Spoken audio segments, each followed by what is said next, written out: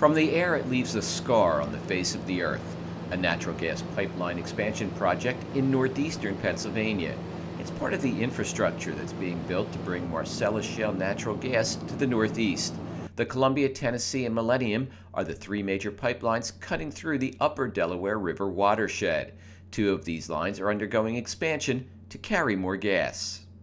What's happening is they're expanding the right-of-ways. There's a lot of forested areas, forests and trees that have been being cut, a lot of soil being impacted as well, which is a key issue too, changing the soil structure and really causing a lot of forest fragmentation in areas of the Upper Delaware that right now are about 80% forested.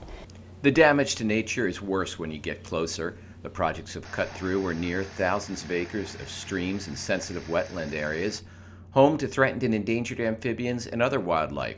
This wetlands area is in Pike County. Looking at Pike County, for example, there are over 555 threatened and endangered species in Pike County alone, where a lot of these pipelines are going in.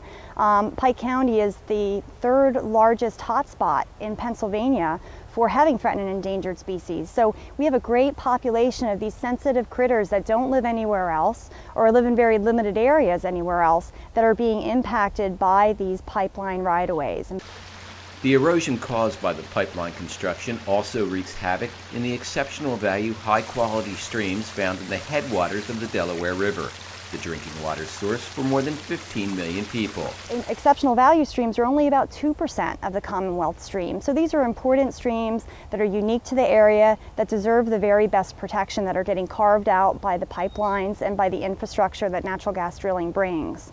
After the construction is complete, pipeline companies plant grass along the easements, but the fragmenting of the forest provides areas for invasive species to take hold. You don't really see it unless you take a close look, like at this easement along the Delaware River.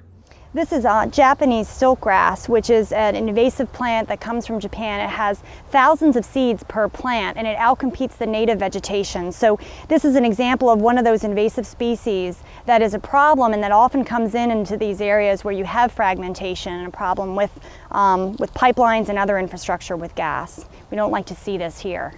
Another one I'd like to point out are the vines that you can see growing up here on the side of the woodland border. You've got English ivy growing up some of these mature trees. You can see that green plant there, and it's very clear that that will eventually kill this tree. Another non-native species is from central China. This is a tree it's an invasive species. It actually would be a canopy tree if it was allowed to grow, but it's just another example of an invasive plant species that is opportunistic and often moves into fragmented areas like this.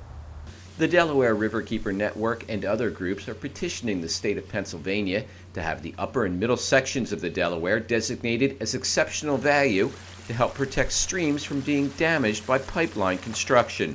What that will allow is the law to be able to be put in place, because if you do see degradation in exceptional value waters, that's not allowed by the Clean Water Act and the anti-deg regulations.